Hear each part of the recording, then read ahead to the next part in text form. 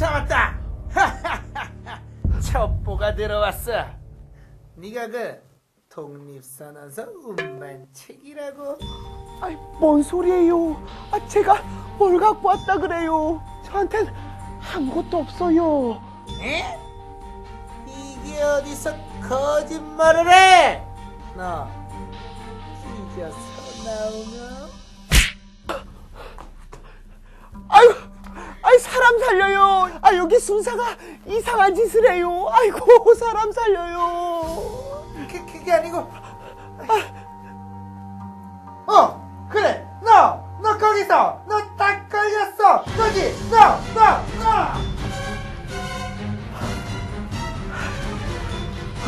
지켰네, 독립선언서.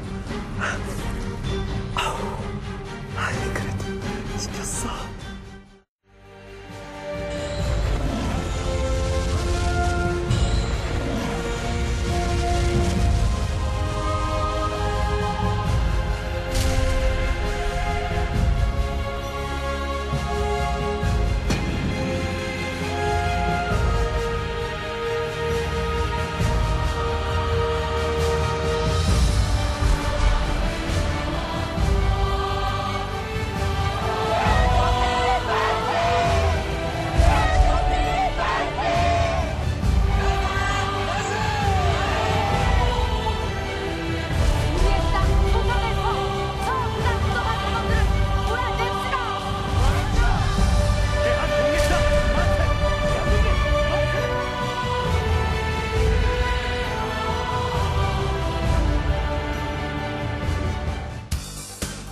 시간여행 강원 이번 주 출연자를 소개합니다. 구수한 입담으로 강원의 역사를 풀어낸다. 시간여행 강원의 멘토 강원대학교 김풍기 교수. 강원의 여성을 연구한 언론인 항일운동을 말하다. 강원도민일보 박미현 이사. 여성의 항일 역사를 파헤치는 종교 역사학자 서강대학교 종교연구소 윤정란 교수. 한국을 너무나 사랑하는 귀여운 수다꾼 파란 눈의 한국인 가톨릭 관동대학교 최다미 강사와 함께합니다.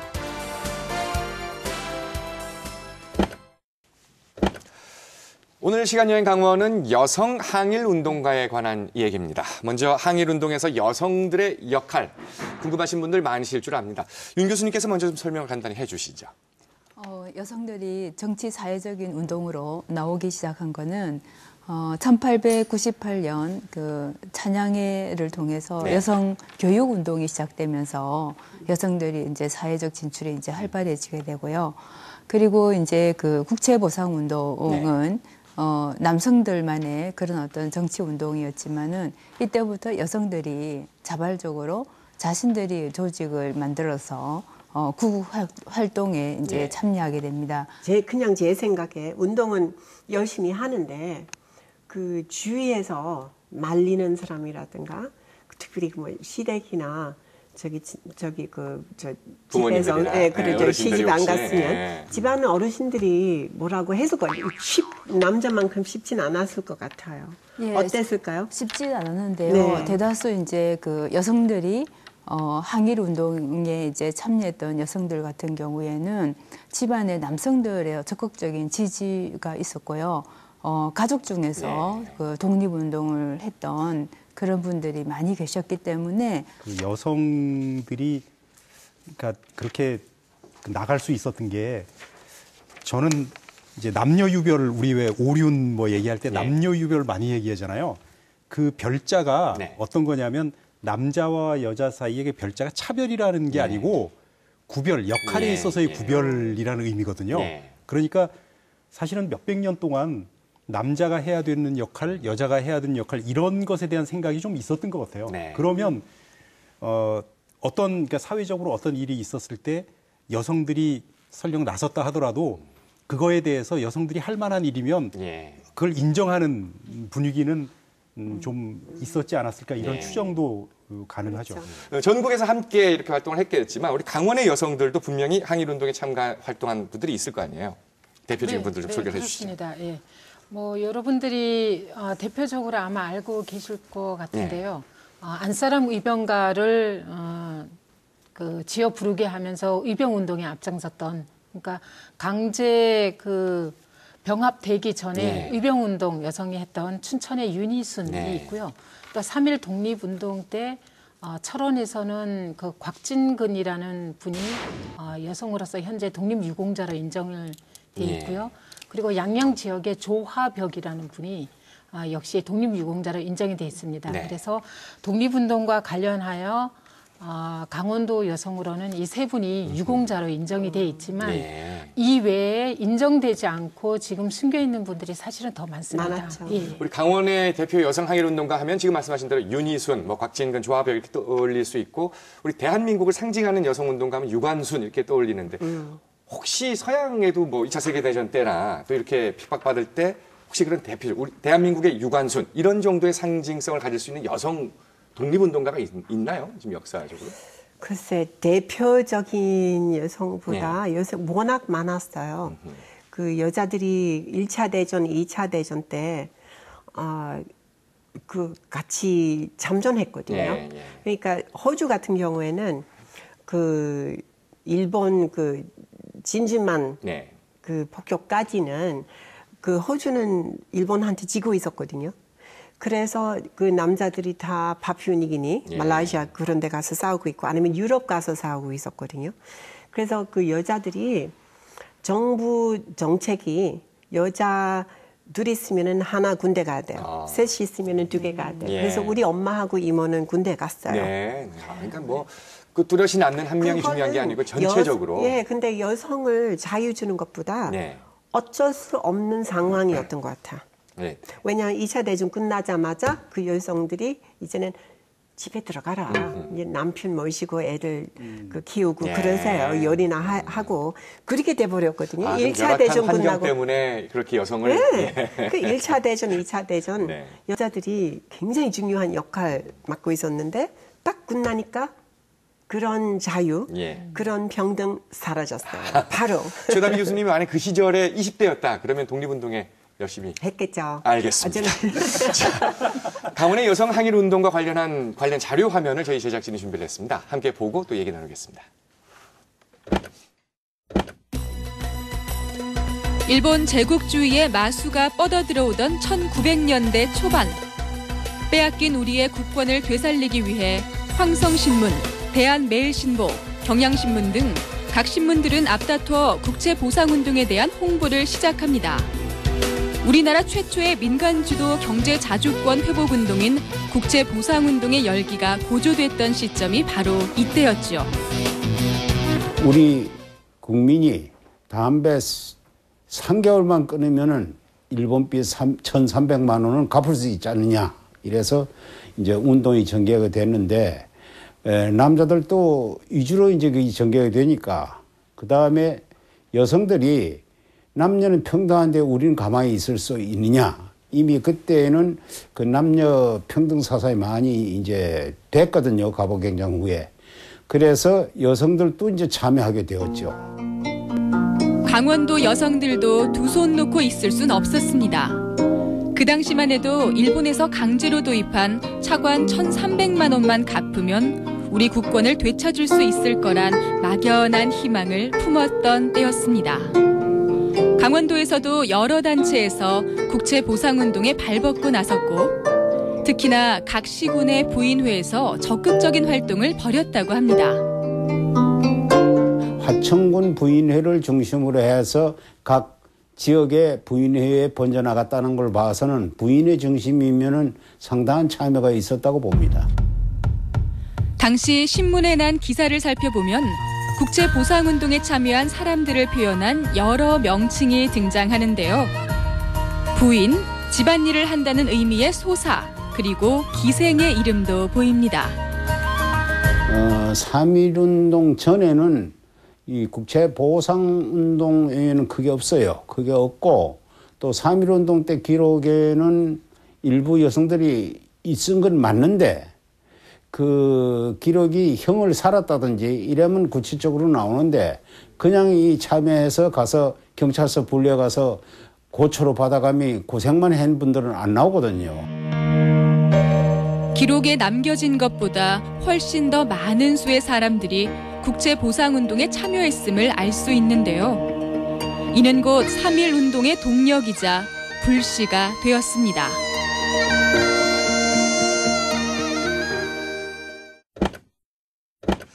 국제보상운동에 우리 강원 여성들도 참여를 했죠? 예. 근데 사실 1907년이면 그 강원도에서 특히 의병 전쟁이 굉장히 활발했던 시기였어요. 네. 근데 그 의병 전쟁을 전개를 하면서도 국제보상운동에도 참여를 했습니다. 네. 그래서 강원도 여성들은 타 지역과 달리 국제보상금만 갚기 위한 이렇게 단체를 이제 조직한 경우도 있는데 강원도는 그런 경우는 없었어요. 근데 하지만 하천군 부인회 차원에서 국제보상의원금을 만들어서 신문사에 보냈죠.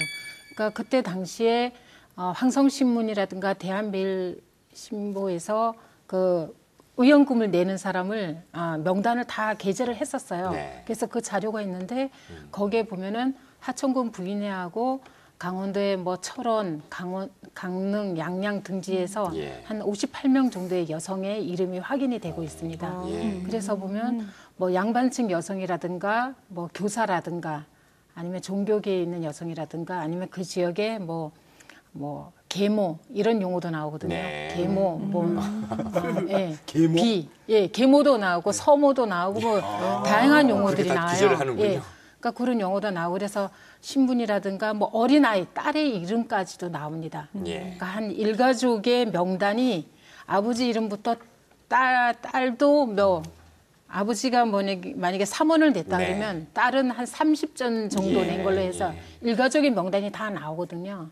그러니까 그거는 뭐냐면은 그 아버지 전 가족이 동참해서 예. 했다. 예, 그런 특히 강릉 지역이 좀 특별해요. 강릉에서는 관청의 기녀로 근무하다가 물러난 그 사람들을 퇴기라고 보통 얘기를 하는데 퇴기 8명이서 강릉 지역에서 가장 먼저 국제보상의원금을 냈다는 사실이 신문에 보도가 됐어요. 근데 신문 제목이 강릉 8선이에요. 강릉의 8명의 선녀. 그래서 강릉 8선이라는 제목으로 이 사실이 굉장히 크게 보도가 됐었습니다. 네. 근데 지금 얘기 하시는 것들을 보면은 귀족 얘기보다 일반 사람들이 그렇죠. 말씀 많이 하시는 것 같아요. 예, 그렇습니다. 그렇죠. 그전에는 조선시대 같은 경우는 이제 신분 차별이 이제 엄격하게 돼 있었던 상황이고, 네. 19세기 말이 되면은 이제는 이렇게 하청민들도 전부 다 이제는 민족의 한 사람이다. 네. 이런 생각들이 차츰차츰 이제 확대가 되면서 그렇죠. 모든 이제 그분들이 이제 새로운 나라를 이제 건설하는 방향으로 이제 전개가 되는 거죠. 네. 그러면서 기존의 조선 왕조가 아니고 이제는 이 모든 어떤 민족의 남녀노소들을 다 포함해서 이 사람들에 의해서 이제 새로운 나라로 건설하는, 그러니까 이 사람들이 이제 제국에 있는 일본 제국과 이제 경쟁해서 싸우고 해서 이제 국가를 이제 하나 만들어가는 어떤 그런 과정으로도 이해를 하시면 될 것 같아요. 예. 네. 다시 그 시절로 돌아가 봅니다. 국권을 상실한 이후에 우리에게 1919년 3월 1일이라는 역사적 사건이 이제 벌어집니다. 전국적으로 확산되는 이 만세 운동이 벌어집니다. 3.1운동에 대해서 뭐 모르는 분들은 안 계시겠지만 유 교수님이 먼저 또 얘기를 좀 해주시죠. 네, 1910년에 이제 일제에게 강점이 된 다음에 얼마나 많은 이제 고통이 뒤따랐겠어요. 뭐 정치적, 사회적 억압에다가 그 다음에 또 경제적인 착취, 굉장히 어떤 일본을 못마땅해 하게 하는 그런 분위기가 물어있는 가운데서 1917년에 그 러시아에서 레닌에 그 구제정 러시아에 있었던 그런 약소 민족들의 민족 자결 선언을 하고 모든 어떤 소수 민족들은 다 자결권을 가진다. 민족의 자결권을 가진다. 그 다음 해에 1918년 그 미국 윌슨 대통령이 또 민족 자결주의를 얘기를 하잖아요. 선언을 하고 그러면서 이 해외에 있던 우리 그 독립운동을 하는 많은 그 분들이 이제는 우리도 이제 민족 자결권을 가져야 돼. 우리 민족은 우리가 결정할 수 있는 권리를 가진다. 이렇게 하면서 이제 그 3.1 운동을 이제 하게 되는데 이렇게 전국적으로 3.1 운동이 확대되게 된 것은 그래도 그동안에 그 대한제국의 황제였던 고종이 갑자기 독살을 당했다는 그런 어떤 소문이 나기 시작했어요. 그런 소문이 나다 보니까 분노를 금할 수가 없었던 거죠. 그렇죠. 그러면서 이런 어떤 전국적으로 이제 이 많은 지식인들이 또한 또 종교 관련 그 대표들이 이 3.1 운동을 이제 지도를 하고 그러면서 이제 3.1 운동이 시작이 되는데 이런 많은 그 전민 남녀노소 할 것 없이 태극기를 흔들다 보면은 옆에 친구가 죽어가고 또 어머니가 죽고 뭐 이런 걸 보면서 더욱더 이제 거세게 이런 그 3.1 운동에 적극적으로 참여를 할 수가 있었다. 3.1 운동이 이렇게 펼쳐질 때 이게 지금 우리가 흔히 얘기하잖아요. 비폭력 저항 운동. 그렇죠. 그 운동에 참여했던 분들, 특히 뭐 독립선언서를 작업에 참여했던 민족 대표 33인 뭐 이렇게 얘기를 하잖아요. 그러면 우리나라를 대표했던 지식인들이 이 운동을 통해서 완전히 우리가 독립을 쟁취할 수 있을 거라는 목표를 가지고 벌인 걸 거예요? 아니면 하나의 상징으로만 봐야 될까요? 그거는 정말 보는 사람에 따라 다를 것 같아요. 이게 어떻게 보느냐의 문제인데 러시아도 그렇고 미국도 그렇고 민족의 어떤 문제는 민족 스스로가 해결하자라고 하는 게 결국 민족 자결주의라는 거 아니겠습니까? 이제 그런 것들이 해외에서 막 일어나고 거기에다가 그 무렵 해외 유학생들, 그러니까 조선에서 해외로 유학 간 중국이나 일본 유학생들이 독립선언서 막 발표하고 막 이러니까 국내에 있었던 지식인들 입장에서는 굉장히 낙관적으로 사태를 봤던 것도 또 사실인 것 같아요. 굉장히 그래서 우리가 조선의 백성들이 한마음 한뜻으로 만세운동을 전개하면서 우리의 독립의지를 일본에게 명확히 보여주면 일본이 결국 물러갈 거다라고 하는 낙관적 전망이 마음속에 있었던 것 같아요. 3.1 만세운동, 이 3월 1일에 전국이 동시에 짠 하고 시작된 건 아닐 거예요. 예, 연락들이 늦게 닿는 곳들도 있었을 테고 했을 텐데 일단 이런 걸 하려면은 광장이 있어야 되잖아요. 이렇게 좀 많이 모여서 사람이 일단도 많아야 되고 모였는데 50명이다 그러면 힘이 좀 안 날 것 같기도 하거든요. 아니, 그래서 장날에 보통 장날을 이용해서 많이 했다는 이유가 그러니까 걱정은 이제 강원도 같은 경우는 그 중심이 되는 도시라기보다는 이렇게 뭐 예를 들어서 강릉, 뭐 원주, 춘천 이런 식으로 비슷한 세를 가진 도시들이 아직도 좀 비슷한데 어떻게 했을까요? 강원도는? 근데 그때 당시만 하더라도 강원도에서는 가장 규모가 있는 도시가 철원이었습니다. 아, 철원. 왜냐하면 교통편이 철원이 가장 편리했고 가장 발달이 되었어요. 그래서 일제가 이제 강점하면서 서울을 중심으로 일본 쪽으로 가장 그 뭔가 그 수탈하기 가장 좋은 항구를 개설해서 그 사이에 철도를 놨잖아요. 그 사이에 바로 철원이 있었던 거죠. 그래서 교통의 요지처럼 되겠군요. 그래서 강원도에서는 철원에서 가장 먼저 만세운동이 전개가 됐습니다. 가장 치열하게 마지막까지 된 곳은 어딘가 하면 바로 양양이에요. 그래서 철원에서 3월 10일, 원래는 3월 2일 날 독립선언서를 배포를 해서 하려고 3월 7일로 준비를 했는데 그게 실패를 하고 3월 10일 가장 먼저 했었고요. 양양에서 된 게 5월 9일 가장 마지막으로 한 6만 5천 명 정도가 140회 이상 걸쳐가지고 저희가 독립의 의지를 이제 표출을 한 거죠. 대단합니다. 정말 이런 역사는 우리가 잊지 말아야 될 과정이고 더 자세히 우리가 들여다보고 기억을 했으면 좋겠습니다. 3.1절 즈음해서 우리 강원도 곳곳에서도 3.1 만세운동 재현 행사가 벌어집니다. 관련 자료 화면을 준비했습니다. 함께 보시겠습니다. 지난 3월 1일 삼척에서는 3.1절 독립 만세운동 재현 행사가 펼쳐졌습니다. 강원도 영동 지역은 3.1 만세운동의 열기가 뜨거웠던 지역이죠. 나라의 독립을 위해 싸우다 쓰러진 선조들의 이념을 되새기고 조국 사랑 정신을 계승하기 위해 거리에 울려 퍼진 만세 삼창. 울산의학이라든지 이런 걸 쭉 과정을 겪어오면서 우리가 항쟁을 했는데 거기에서 최종 전 민족이 일어나서 한 최대 최후의 걸작이 아니요. 그러나 우리 민족으로 봐서는 걸작이 아니고 아픈 역사지. 그것도 그렇게 봐야 되고 그다음에 두 번째는 뭘로 보는가 하면 민족적인 그 역량이 직결이 되는 바람에 청년들, 학생들에게 대해서 독립운동을 해야 되겠구나 하는 당위성을 부여했다는 거. 그렇게 시작된 독립운동은 장이 서는 지역을 중심으로 퍼져나갔는데요. 삼척, 동해, 강릉, 양양 등지로 확대됐습니다. 예, 강릉은 서울보다 한 달 늦었습니다. 그 이유는 태백줄리에 맡고 있으니까 강릉에서 참여한 최동욱 선생 같은 분은 그 고종 인산에 참여를 했거든요.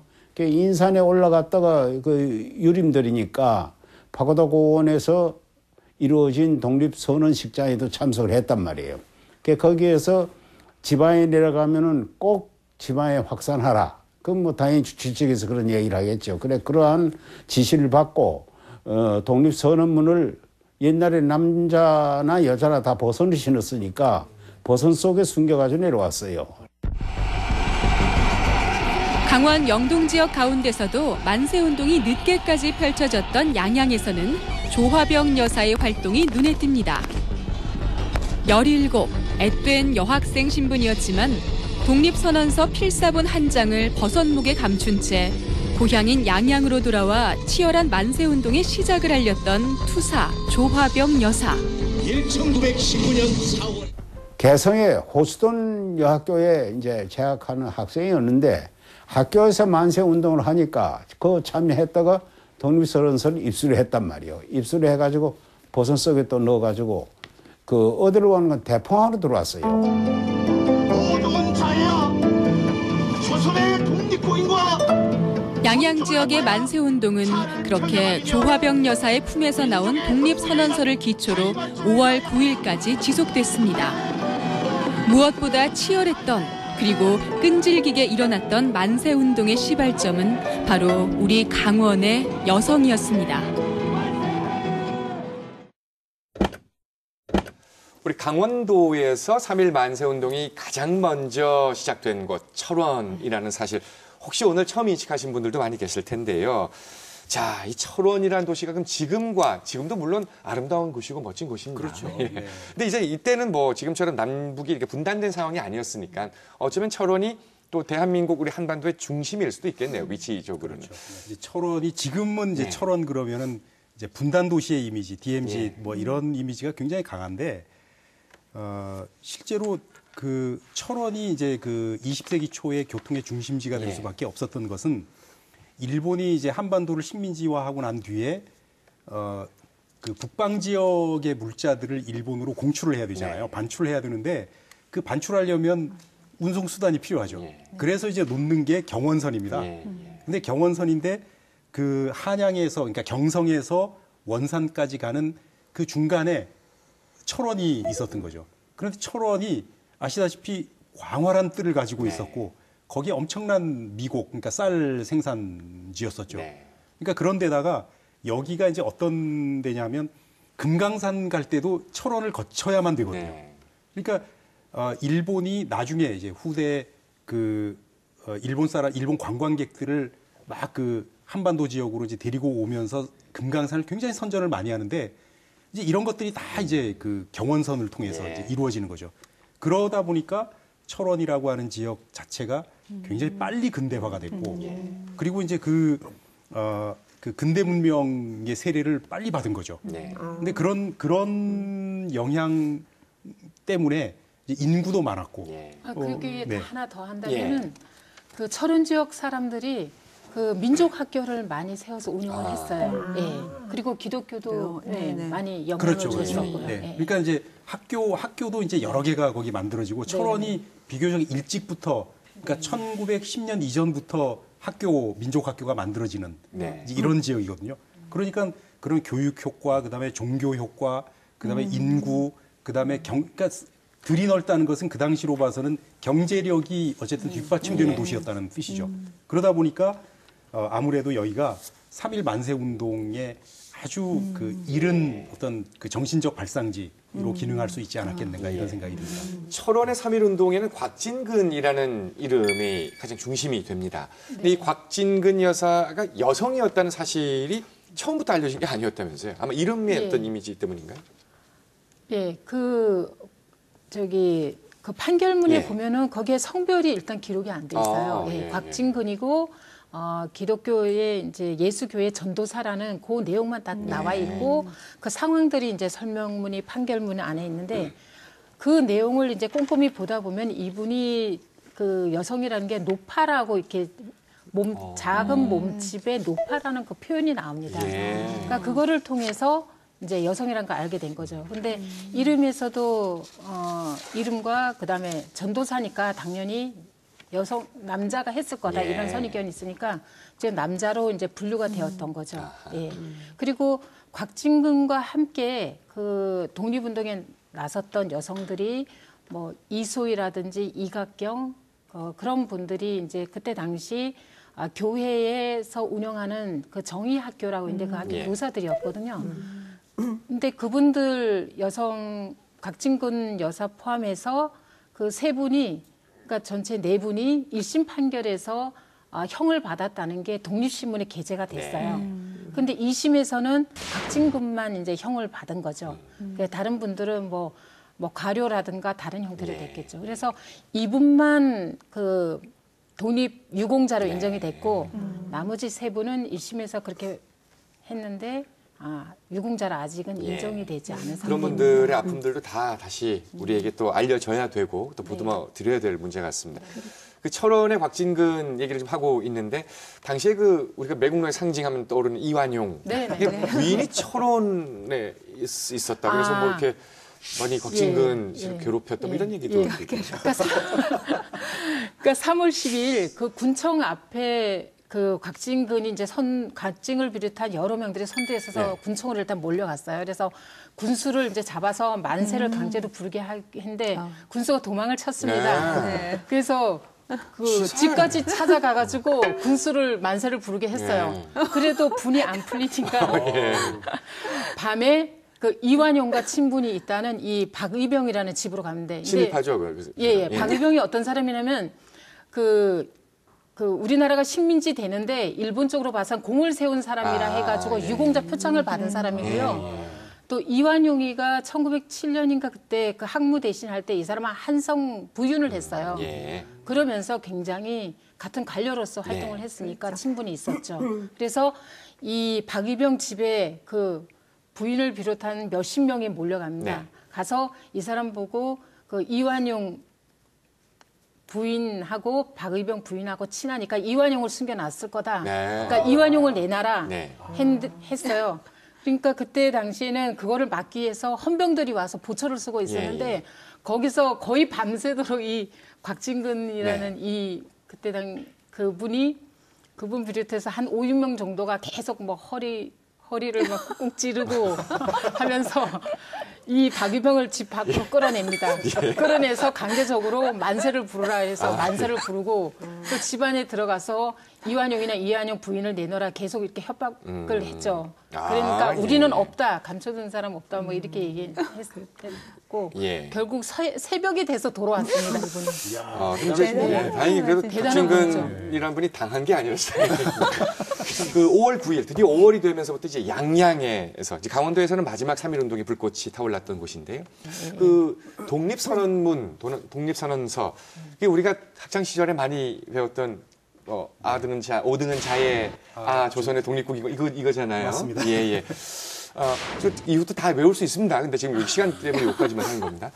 그런데 시간 충분히 드릴게요. 시간 충분히 드릴게요. 하세요. 시간이 안 된다고 그러네요, 우리 PD가. 그런데 그것이 요즘 같았으면 뭐 그냥 이렇게 SNS로 탁 날리면 되고 문자로 보내도 되고 하지만 이거 한 장을 구하기가 그렇게 쉽지 않았었나 봐요. 그러니까 조합역 여사가 양양으로 이걸 가지고 이제 들어옴으로써 시작이 된 거 아닙니까? 궁금합니다. 어떻게 이 과정이 진행됐나요? 네, 그 이제 3.1운동이 이제 서울과 평양을 기점으로 해서 전국적으로 딱 이렇게 전파가 이제 전국적으로 이제 일어나게 됐잖아요. 그때 이제 3.1운동이 일어나기 전에 이미 이제 독립선언서가 이제 다 이제 인쇄가 되고, 근데 그게 한 2만 1천 매의 그 독립선언서가 그 서울 보성사에서 이제 인쇄가 됐어요. 근데 28일부터 이제 비밀리에 지방 어떤 중소도시에 전달이 됐는데 그때 이 여성들이 굉장히 중요한 역할을 많이 합니다. 여성들이 태극기도 제작하고 또 이렇게 전달하고 인쇄하는데 그 많은 이제 역할을 하게 되죠. 그래서 이제 이 조화벽 여사가 이 독립선언서를 가져오게 된 계기 자체는 이 조화벽 여사가 개성에 있었어요. 네. 개성 호수돈 그 여자 고등보통학교에서 이제 재학 중에 그 독립운동을 함께 하다가 이제 그게 이제 독립선언서를 이제 가져오게 되게 되는데 이 양양에 그 양양교회라고 그를 이제 그 담당을 했던 분이 아버지였어요. 조영순 전도사라고. 네, 아버지가 이제 거기 있었기 때문에 이제 이 그 가방에 있는 버선에다가 이제 독립선언서를 넣어가지고 와가지고 이제 그거를 가지고 이제 교회 청년들에게 이제 인쇄도 하고 이제 태극기도 제작하고 뭐 이런저렇게 이제 하면서 이제 여기 양양에서 이제 3.1 운동이 시작되는 그런 어떤 단초가 마련이 됐다고 할 수가 있겠죠. 3.1 운동 하면은 떠오르는 인물이 유관순인데, 근데 그 조화벽 여사가 유관순하고 이렇게 연결이 되더라고요. 예, 아주 깊은 관련이 있죠. 예. 그 아까 말씀 주셨지만 개성 호수돈 예학교를 다니다가 졸업을 해요. 네. 예, 졸업을 하고 나서 교사로 발령을 받는데 어디로 가냐면 공주 영명학교로 갑니다. 근데 공주 영명학교에서 교사를 하다가 그때 당시 유관순 집안에서 유관순도 이제 수감하다가 순국하고 그다음에 오빠가 유우석이라고 역시 3.1 독립운동에 참여했다가 역시 수감을 하게 됩니다. 그리고 부모들도 전부 다 순국하죠. 그래서 유관순의 어린 동생들이 있었는데 그 동생들이 바로 영명학교를 다니게 됐어요. 그러니까 영명학교를 교사를 하면서 이 아이들을 돌보면서 유관순 집안하고 인연이 된 거죠. 그래서 유관순이 오빠 그 유우석을 이제 수감 생활하는 걸 뒷바라지했었고 그리고 1925년에 결혼을 하게 됩니다. 그래서 하고 나서 이후에 이분들이 또 원산에서 또 생활을 해요. 이게 원산에서 생활을 할 때 조화벽이 그때 교사로 있으면서 받은 봉급을 가지고 상해 임시정부에 이제 지원을 하고 그다음에 그쪽에 일하는 그러니까 선원들의 권익을 위한 그런 단체가 있었는데 그 단체에도 참여를 해가지고 역할을 합니다. 그러다가 다시 1932년에 고향 양양으로 되돌아오게 되죠. 그래서 유관순과는 신우 올케 사이죠. 우리 강원도에도 이 3.1 운동의 열기는 뜨거웠다라는 겁니다. 그 뜨거운 가슴을 우리가 잊지 말아야 될 것 같습니다. 3.1 운동 이후에 여성 항일 운동은 또 어떻게 진행이 됐는가? 관련한 자료 화면을 준비했습니다. 함께 보시겠습니다. 지난해 소개됐던 윤희순 열사. 이분은 3.1 운동 이전에 춘천 가정리에서 활동했던 항일 독립운동가이자 우리나라 최초의 여성 의병장입니다. 16세 일로 결혼을 해 오셨습니다. 그래서 중국으로 망명하기까지 계속 여기서 독립운동을 지도하면서 사셨죠. 국권을 잃은 뒤 1911년 중국으로 망명해 그곳에서 조선 독립단, 가족 독립단을 창설했는데요. 역경 속에서도 꾸준히 활동을 이어가며 여성들을 의병운동에 동참케 했던 지도자 윤희순 열사. 한 사람 한 사람 설득을 했어요. 윤희순 의사님께서. 그래서 그게 시작으로 밤에 회의하는 모임이 돼버렸습니다. 그래서 한 사람을 설득하면서 우리도 같이 독립운동을 하자. 그래서 설득을 해서 여성 30명, 이름도 없는 성씨만 가진 여성들이 30명이 모여서 독립운동에 같이 참여하게 됐죠. 그렇게 윤희순 여사로부터 시작돼 이어져 온 여성운동가들의 항일운동 역사는 1927년 근우회라는 단체의 발족으로 이어지는데요. 근우회는 한마디로 말해 여성 독립운동 단체였습니다. 강원도에도 춘천과 강릉에 근우회 지회가 생겨났죠. 실력 양성운동, 실력 양성운동이라는 건 부인들 많이 모아놓고 저명인사 불러서 가연회도 하고 그 다음에 또 뭐 그 간부들끼리도 서로 토론도 하고 이러면은 그게 되거든요.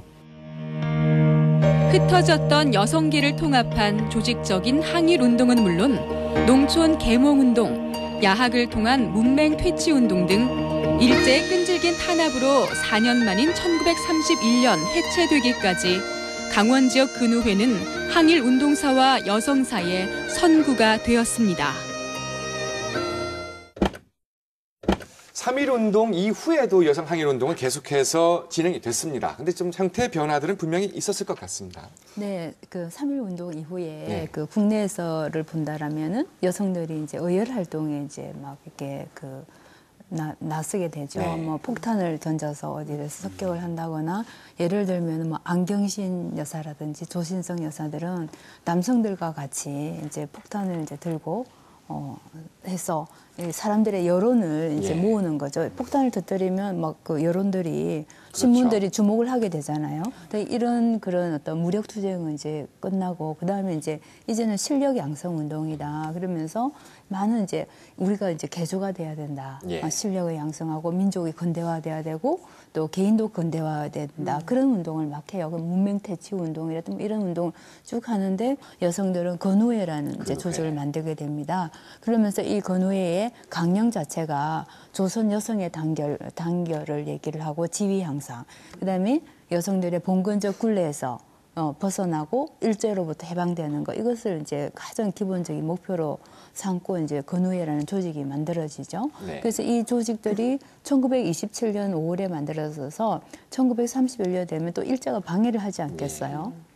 또 그래서 이제 이거 해체가 되는데 이때 여기서 활동했던 여성들은 해외로 가서 이제 뭐 의용군이라든지 또 강복군의 그때 참여를 하면서 이제는 전쟁을 하는 거죠. 일본 제국주의가 전쟁하는 그런 독립전쟁을 수행하는 그런 역할을 하고, 이 국내에서는 자유주의 여성들 같은 경우 혁명농민조합 운동, 혁명노동조합 운동을 만들어서 그 속에서 이제 분여회 활동을 합니다. 그러면서 우리가 지금 어떤 그 민족의 단결을 얘기하고 민족의 어떤 독립을 위해서 우리가 싸워야 된다. 뭐 이런 걸 주장하고, 또 이제 민족주의적인 입장을 가진 그런 여성들은 또 농촌으로 가서 농촌 계몽운동, 여성들을 깨우치고 뭔가를 하고 뭐 그런 활동들을 하게 되죠. 그 활동을 쭉 하다가 뭐 한 37년이 되면 이제 중일 전쟁이 일어나지 않습니까? 그러면 더 이상 이제 활동을 못 하고 이제 모든 활동이 이제 지하로 이제 들어가게 되는 거죠.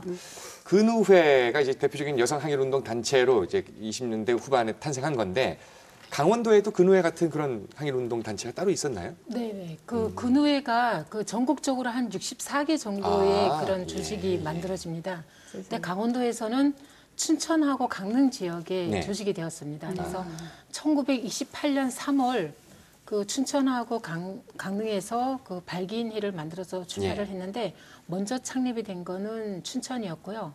그래서 28년 그 4월에 춘천지회가 창립이 되고 강릉지회는 7월에 창립이 됩니다. 그래서 그 구성원들이라든가 특색은 조금 약간 차이가 있어요. 춘천 지역에서는 주로 기독교 쪽에서 지원을 해서 그 좀 다소 젊은 그 가정 부인들이 중심이 된 그런 지혜가 만들어지고, 강릉 쪽에서는 그 신간회 하고 강릉 청년연맹 이쪽, 그리고 또 불교 중심의 인물들 이런 분들이 중심이 돼서 주로 여성이라든가 직장인들이 한 35% 차지하거든요. 이렇게 해서 창립이 됩니다. 그래서 지금 이렇게 특색을 말씀드렸듯이 그 강릉 지역에서는 조금 좀 더 보다 활동적으로 활동했다는 게 당시 신문 기사나 이런 걸 통해서 남아 있어요.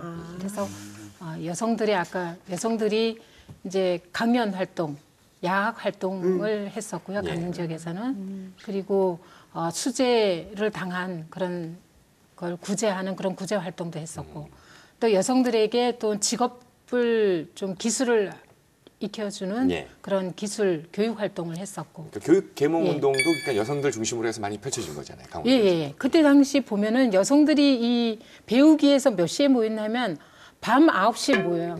그러니까 밤 9시에 모여가지고 예. 그런 토론회라든지 웅변대회라든지 그런 걸 대단하십니다. 그렇죠? 그런 걸 전개를 했습니다. 학교들도 뭐 양양을 중심으로도 많이 또 일어났었고 세워졌었고. 네네. 예. 춘천에서는 또 윤희순 의병대장 우리가 이 그렇죠. 프로그램을 통해서도 한번 또 집중적으로 다룬 적이 있잖아요. 좀 대단한 분이세요. 윤희순.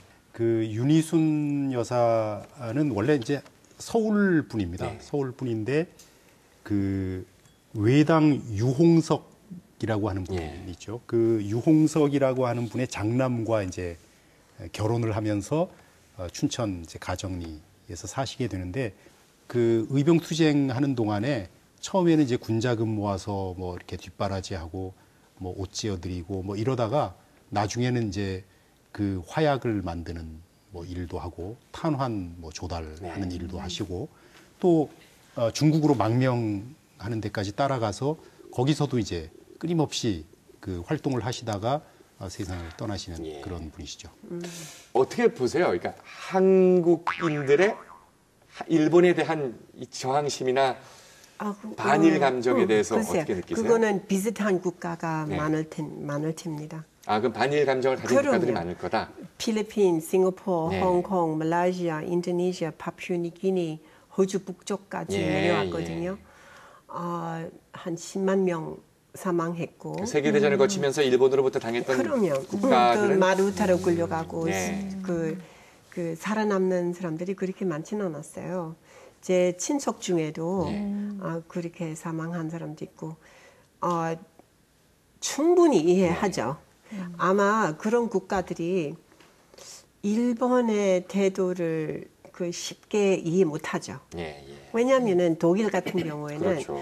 독일은 끔찍했잖아요. 일본하고 똑같이. 근데 사과도 했고 충분한 미안하다는 표시 충분히 했고 아마 지금 세계인들이 그 역사에 대해서 어느 정도 아시는 분들은 대한민국의 다 똑같이 생각해요. 일본 대해서. 태도는 이해하기가 쉽지 않아요.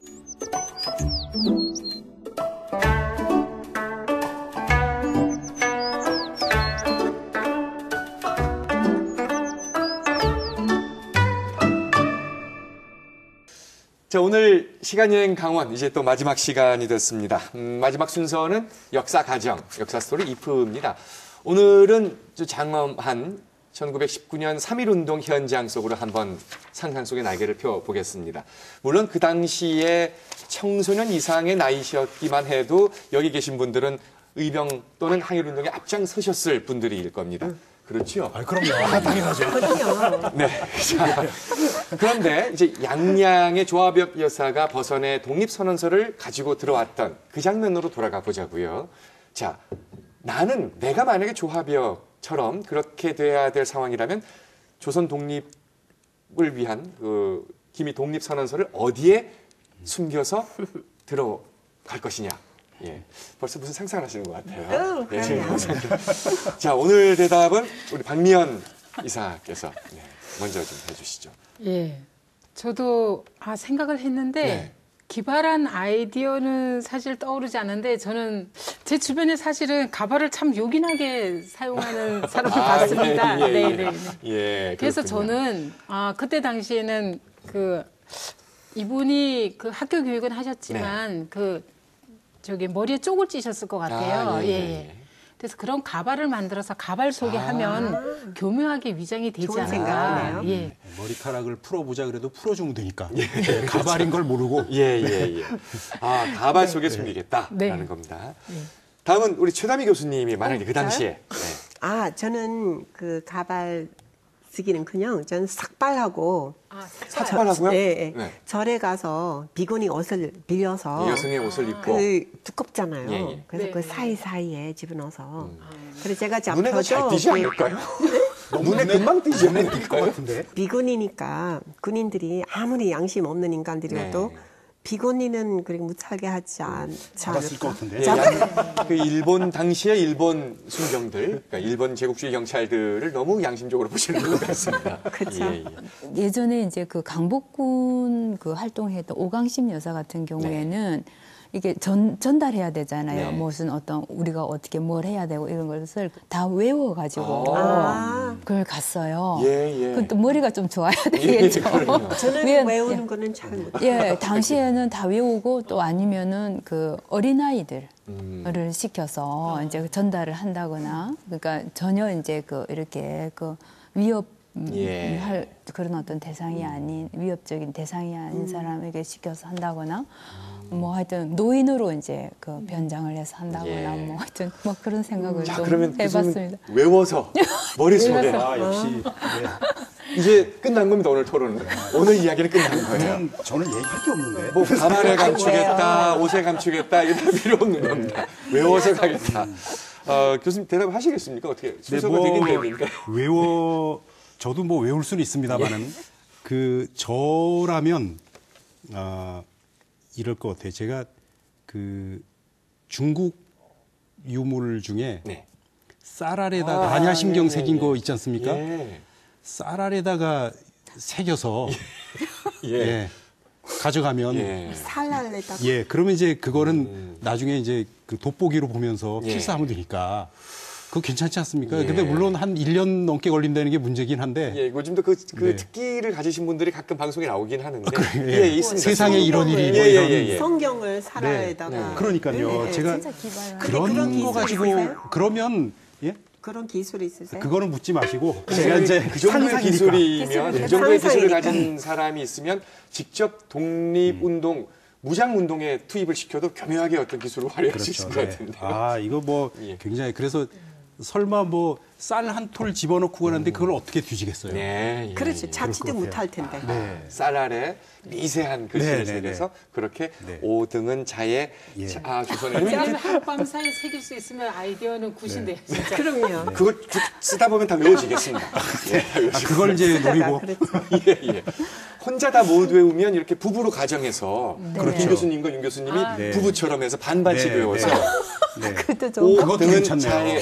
조선의 독립 이렇게 외워서. 아니면 뭐 쌀 4톨에다 해가지고 하나씩 갖고 가는 거예요. 그렇게 되면 한 명이 잡혀도 다 들키는 게 아니니까. 그렇죠. 이런 생각을 또 해보게 되네요. 갑자기 흥미진진해. 콩에 나가서 얘기를 아까부터 할 걸 그랬어요. 이 코너가 제일 길게 나가는 것 같아요. 그렇습니다. 3월 초순쯤이 되면은 누구나 또 3.1절 의미를 떠올리게 되고 또 그때의 모습을 다룬 드라마나 책이나 애니메이션을 통해서 또 그 즈음으로 한번 돌아가 보게 됩니다. 우리가 잊지는 말아야 할 역사입니다. 잊지 말았으면 좋겠습니다. 시간여행 강원 오늘은 여기까지입니다. 고맙습니다.